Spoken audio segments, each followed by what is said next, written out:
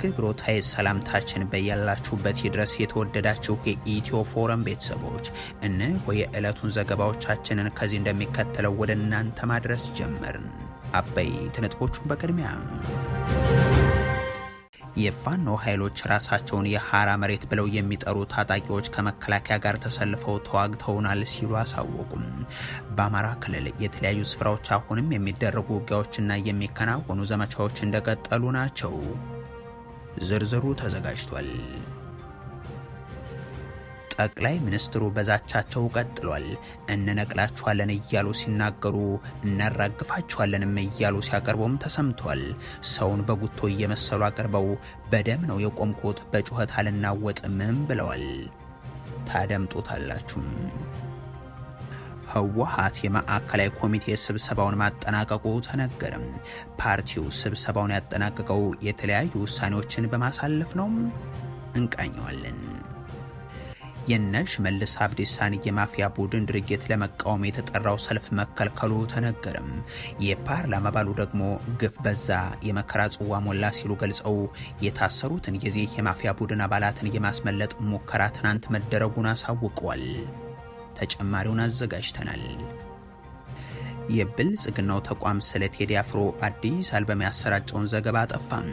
ዳስጣል የተሰኘውን በኢትዮጵያ ያለውን ቀውስ ያመላከተውን ጨምሮም አርቲስቱ ለአድማጮቹ ይፋ ያደረገው አልበምም እያነጋገረ ይገኛል። ሌላኛው መረጃችን ነው። እስራኤል በሶማሌላንድ አምባሳደር ሾመች። ሶማሊያ በእስራኤል ውሳኔ ላይ ያላትን ተቃውሞ ማሰምታለች። ሰሙታላችሁም። በሌላ በኩል በእስራኤልና በሊባኖስ መካከል የ10 ቀናት የተኩስ አቁም ስምምነት ተደርሷል። ዶናልድ ትራምፕ ግድያ ይበቃል፣ በመጨረሻም ሰላም ይሻላል ብለዋል። የእስራኤል መከላከያ ሚኒስትር ደግሞ ኢራን ከስምምነት ላይ ካልደረሰች የከፋው ጥቃት ይጠብቃታል ብለዋል። የተወደዳችሁ የኢትዮ ፎረም ቤተሰቦች አብራችሁን ስትቆዩ እነዚህን እና ሌሎችን መረጃዎችን ታደምጣላችሁ። ሰናይ ቆይታ ይሆንላችሁ። የፋኖ ኃይሎች ራሳቸውን የሐራ መሬት ብለው የሚጠሩ ታጣቂዎች ከመከላከያ ጋር ተሰልፈው ተዋግተውናል ሲሉ ገለጹ። በአማራ ክልል የተለያዩ ስፍራዎች አሁንም የሚደረጉ ውጊያዎችና የሚከናወኑ ዘመቻዎችም እንደቀጠሉ ናቸው። በክልሉ ባለፉት 2 ቀናት ጠንካራ የተባለ ውጊያ የተከናወነበት ቀጠና የሰሜን ወሎ ቆቦ አካባቢ ነው። ይህ ውጊያ በመቶዎች የሚቆጠሩ ተዋጊዎች ለጉዳት የተዳረጉበት፣ አገዛዙም ድሮንን ጨምሮ ጥቅም ላይ እያዋለበት እንደነበርም ሪፖርቶች ያመለክታሉ። የድሮን ጥቃቱ አሁንም ጨፌ በተባለ አካባቢ ላይ መድረሱም ተሰምቷል። ቀዩ ጋሪያ ተብሎ በሚጠራ ስፍራ ደግሞ የከባድ መሳሪያ ድብደባ ሲደረግ ነበር። በዚሁ ቀጠና ከሰሞኑ የተከናወነው ይህ ከፍ ያለ ሰብአዊ ጉዳትን ያስከተለው ጋም የመከላከያ ሰራዊቱ፣ የፌደራል ፖሊስ፣ የአድማ ብተናና የሚሊሻ አባላት ጭምር የዘመቱበት መሆኑና በርካታ አካላትም የተሳተፉበት እንደነበር ሲነገር ሰንብቷል። የፋኖ ኃይሎች ቃል አቀባይ አስረስ ማረ ደግሞ ራሳቸውን የሐራ መሬት ኃይል እያሉ የሚጠሩ ታጣቂዎችም ከአገዛዙ ሰራዊት ጎን ተሰልፈው ተዋግተውናል ሲሉ ገልጿል። የፋኖ አመራሩ በአካባቢው ስምሪት የተሰጣቸው የ13ኛ የ11ኛና የሰሜን ምስራቅ እዞችን መነሻ በማድረግ ብልጽግና በጥቅሉ በራያ ቀጠና 3 እዞችን ቢያሰማራም አካባቢው ላይ የሚገኘው ሰራዊቱ ግን እየሰመጠበት ነው ብለዋል። አክለውም በድሮን የሚታጀበው የፌደራል ፖሊስ የኮማንዶና የመከላከያ እግረኛ ጦር በወሎ ተራራማ ስፍራዎች ላይ ጉዳት አጋጥሞታል ሲሉ ገልጿል። በዚህ ውጊያ ራሱን የሐራ መሬት ኃይል እያለ የሚጠራ ታጣቂ ቡድን ከአብይ አህመድ ሰራዊት ጎን ተሰልፎ ተዋግቶ የጉዳቱ ሰለባ ሆኗልም ነው ያሉት። እነዚህ ከትግራይ የወጡ ታጣቂ ኃይሎች በጉዳዩ ላይ የሰጡት ምላሽ እስካሁን የለም። የሆኖ ሆኖ አገዛዙ በሀገሪቱ ውስጥ የሚያካሂዳቸው የእርስ በርስ ጦርነቱ ተሳታፊዎችን በየአቅጣጫው እያበራከተ ነው የቀጠለው።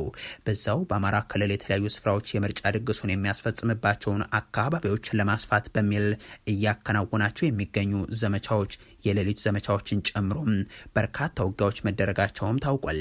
ከደብረ ማርቆስ አቅራቢያ ሊባኖስ ተብሎ በሚጠራው የጎዛመን ቀጠና በተለይም ከአድማ ብተና አባላት ጋር የፋኖ ኃይሎች ያደረጉት ውጊያ፣ በዋግ ኽምራ ዞን ሰቆጣ አቅራቢያ የተከናወነው የተኩስ ልውውጥና ሌሎችም አብነት ሆነውም ይቀርባሉ።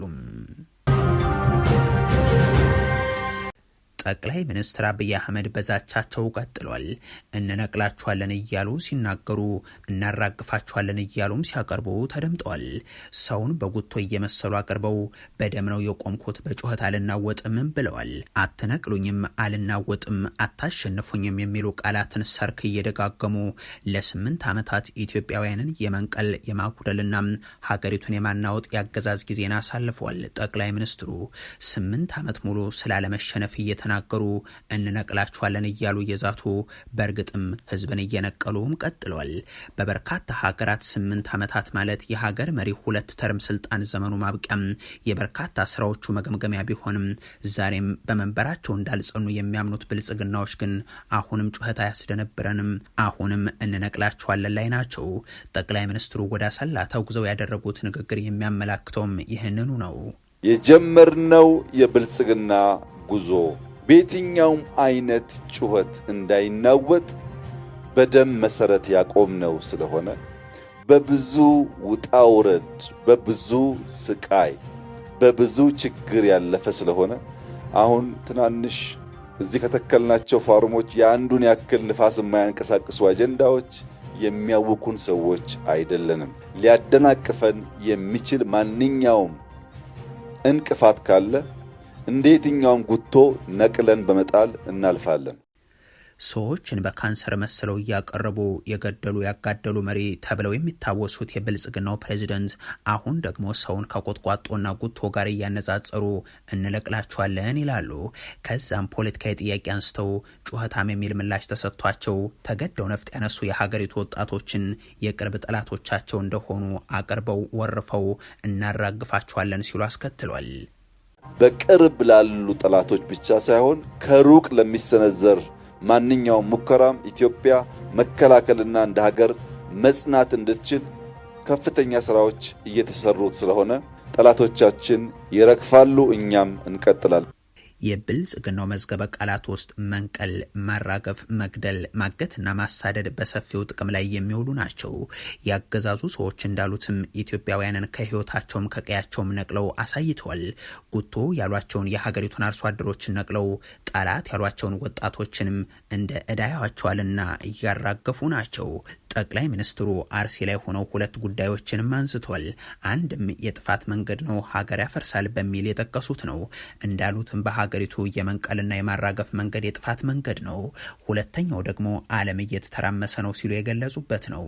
እዚህ ጋር ግን የመካከለኛው ምስራቅ ጉዳይ ለራሳቸው ለመካከለኛው ምስራቀኞች ትታችሁ ማዕከላዊ ኢትዮጵያ ላይ እንኳን ሰላም ስጡን የሚል ጥያቄ ቢነሳም ልክ ይሆናል። ህወሓት የማዕከላዊ ኮሚቴ ስብሰባውን ማጠናቀቁ ተነገረም። ፓርቲው ስብሰባውን ያጠናቀቀው የተለያዩ ውሳኔዎችን በማሳለፍ ነውም ተብሏል። ለ2 ቀናት ሲካሄድ የቆየው ይኸው የድርጅቱ የማዕከላዊ ኮሚቴ ስብሰባ በአክሱም ከተማ የተደረገ ሲሆን የተለያዩ ውሳኔዎችን በማሳለፍ መጠናቀቁን ለጉዳዩ ቅርበት ያላቸው ምንጮች ለኢትዮ ፎረም ገልጿል። ድርጅቱ በስብሰባው ላይ በያዛቸው እቅዶችና በወቅታዊ ጉዳዮች ላይ በጥልቀት በመወያየት አቅጣጫዎችና ውሳኔዎችን ማስቀመጡንም ያክላሉ። በዚህ መደበኛ ማዕከላዊ ኮሚቴው ስብሰባ ወቅት ከተነሱ ወቅታዊ ጉዳዮች መካከል በቀዳሚነት የሚጠቀሰው የክልሉ መንግስትን የተመለከተው እንደሚገኝበት የሚያነሱት ምንጮች በዚህም መሰረት የፕሪቶሪያው ስምምነት ያፈረሰው ማለትም ከጦርነቱ በፊት የነበረው አስተዳደር እንዲመለስ የሚለው በአንድ በኩል፣ በፕሪቶሪያው ስምምነት መሰረት የተቋቋመው ጊዜያዊ መንግስቱ ይቀጥል የሚለው ደግሞ በሌላ በኩል በጥልቀት የተመከረበት ስለመሆኑ ያነሳሉ። በመጨረሻም በ4 ተቃውሞና 1 ድምፀ ተአቅቦም ማዕከላዊ ኮሚቴው ለቀድመ ጦርነቱ መንግስት ድጋፍ ስለመስጠቱም ምክር ቤቶችም እንዲመለሱ በሚል ስለመወሰኑ ምንጮቹ ተናግረዋል። በሌላ በኩል የአማራና የአፋር ክልሎችን ጨምሮ ከጎረቤት ህዝቦች ጋር ያለው ግንኙነት እንዲጠናከር ውሳኔ ማሳለፉም ተጠቁሟል። ይህን የድርጅቱን ስብሰባ ተከትሎ ደግሞ የትግራይ ሰራዊት ቲዲኤፍ አመራሮች ስብሰባን በዛው በአክሱም ቀጥሎ እንደሚደረግ ምንጮቹ ገልጿል። ህወሓት የትግራይ ጊዜያዊ አስተዳደር ፕሬዚደንት የሆኑት ጄኔራል ታደሰ ወረደም ወደ አዲስ አበባ አቅንተው ከሰሞኑ ለጠቅላይ ሚኒስትሩና ፊልድ ማርሻሉ እንደዚሁም ለቀድሞ አለቃቸው አቶ ጌታቸው ረዳ ያቀረቡትን ሪፖርትና ሹመታቸውን በተመለከተም የተቃውሞ መግለጫውን ማውጣቱ የሚታወስ ነው። ጄኔራል ታደሰ ወረደ ደግሞ መቃወም ይቻላል ሲሉ ገልጸው ነገር ግን ወደ 4 ኪሎ የተጓዙት በቀረበላቸው ጥሪ መሰረት እንጂ በራሳቸው ተነሳሽነት አለመሆኑንም አንስተው ከመሄዳቸው በፊትም የህወሓቱ ሊቀመንበር ደብረጽዮን ገብረ ሚካኤል ጋር ተነጋግረው መሆኑን መግለጻቸው አይዘነጋም። ሹመታቸውን እንዳይቀበሉ ጥያቄ ቀርቦላቸው እንደነበር፣ ሆኖም ይህንን ሀሳብ እንዳልተቀበሉትም እንደዚሁ ጄኔራሉ ሪፖርታቸውን በ4 ኪሎ ለአብይ አህመድ ሲያቀርቡ የታደሙት አቶ ጌታቸው ረዳ ደግሞ መንግስታችን ይመለስ በሚል በቀድሞ ድርጅታቸው ህወሓት በኩል እየተደረገ ያለውን እንቅስቃሴ እብደት ሲሉ ገልጸው ከደብረ ጽዮን ገብረ ሚካኤል ይልቅ ታደሰ ወረደ ይሻለኛል ማለታቸው ይታወሳል። የነ ሽመልስ አብዲሳን የማፊያ ቡድን ድርጊትን ለመቃወም የተጠራው ሰልፍ መከልከሉ ተነገረም። የፓርላማ አባሉ ደግሞ ግፍ በዛ የመከራ ጽዋ ሞላ ሲሉ ገልጸው የታሰሩትን የቡድኑ አባላትን የማስመለጥ ሙከራ ትናንት መደረጉን አሳውቀዋል። ቄሮች፣ ፋኖች እንኳን ደስ ያላችሁ። የታገላችሁበት ፓርቲያችሁ ተመስርቷል። ድርጅታችን የፋኖንና የቄሮን ትግል የሚያስታውስ የተግባር ማስታወሻ እንደሚያስቀምጥ ሳበስርላችሁ በታላቅ ደስታ ነው። ብልጽግና ወደ ስልጣን ሲመጣ እንዲህ ፋኖና ቄሮን እንኳን ደስ አላችሁ ብሎ ነው ዛሬ ሽብርተኛና ጽንፈኛ በሚል ፈርጆ እነዚህን ሁለት አካላት እያሳደደ ይገኛል። ከራሱ ሰራዊት ባሻገር ህቡዕ ቡድን አደራጅቶም የማፊያ ቡድን አዋቅሮ ዘምቶባቸውም ይገኛል። ከሰሞኑ በዋናነት በአምቦ ከተማ ላይ የተሰራጨውና መነጋገሪያ የሆነው የወጣቶችን ድብደባ ጨምሮም በመንግስት ባለስልጣናት የሚዘወረው ይህ የማፊያ ቡድንም መነጋገሪያ መሆኑ አልቀረም። ብልጽግና የሰረቀውን በሬ ከነዋሪዎቹ ጋር እንደመፈለግ ያለም ጥፋተኞችን እያሰርኩ ነው ፕሮፓጋንዳ ላይ ነው። እንደ ፖለቲከኛው ጀዋር መሐመድ ገለጻ ከሆነም ከ2011 ጀምሮ በአገዛዙ ሹማምንት ፈቃድ የሚንቀሳቀስን የማፊያ ቡድን ብልጽግና ቪዲዮ ሲወጣበት ማሰር ጀመርኩ ማለቱ ጎምዛዛ ቀልድም ቢሆን ፈገግ ማሰኘቱ አይቀርም። የሆኖ ሆኖ ዛሬም ይህን የአምቦን የማፊያ ቡድን የሚያወግዝ ሰልፍ ሊደረግ ታቅዶ የነበረ ቢሆንም ከዚህ ቡድን ጋር በጥምረት የሚሰሩት የኦህዴድ ብልጽግና ሹማምንት ግን እንዲቀርግ ማድረጋቸው ታውቋል። ጉዳዩን በተመለከተ ለዶይቼ ቬለ የተናገሩት አንድ ነዋሪም ዛሬ ራሱ ህዝቡ ሰልፍ ወጥተን እናወግዛለን ብሎ ነበር፣ እንዴት እንደከለከሉት እንጃም፣ ስጋት ነበር የፈጠረብን፣ ቀን ስጋት ማታ ስጋት ውስጥ ነው የኖር ነው በማለት ነው። ሌላ በዚህ ብልጽግናው የማፊያ ቡድን የተደበደበ ወጣት ደግሞ የጭቃ ቤት ለመምረቅ ኮንትራት ወስጄ ነበር ተደብድብ ያለው፣ በማህበራዊ ሚዲያ የተጋራው ቪዲዮ የሚያሳየው ይህ የቀን ስራ የምሰራበትን ቦታ ነው። ድንገት ወደ ውስጥ ስንገባ ደብዳቤያችን አንድ ጎራዴ የያዘና ማንነታቸውን ከማላውቃቸው በርካታ ወጣቶች ጋር ከበቡን።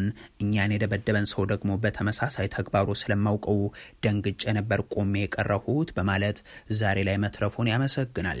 የአምቦ ከተማ አስተዳደር ደግሞ በንጹሃን ላይ ግድያ፣ ዝርፊያ፣ ድብደባና የአካል ጉዳት ሲያደርሱ የነበሩ የተደራጁ ግለሰቦችን ቡድን ይመራል የተባለው ካሳዬ ቀነኒሳም በፖሊስ ቁጥጥር ስር ዋለ ሲል ገልጿል። የፓርላማ አባሉ ግን የ120 የማፊያ ቡድንን ለማስመለጥ አሁን ሙከራ መደረጉን አውቃለሁ ብለዋል። እኒህ የፓርላማ አባል ከፈና ኢፋ የተባሉት ብልጽግናን ወክለው ፓርላማው የገቡት ግለሰብ ሲሆኑም ከዚህ በፊትም ከአዲስ አበባ ውጭ የሚከናወኑ የአብይ አህመድ የኮሪደር ልማት ተግባራት የዜጎችን ሕይወት ሲኦል አድርገዋል በሚለው መልእክታቸው የሚታወሱ ናቸው።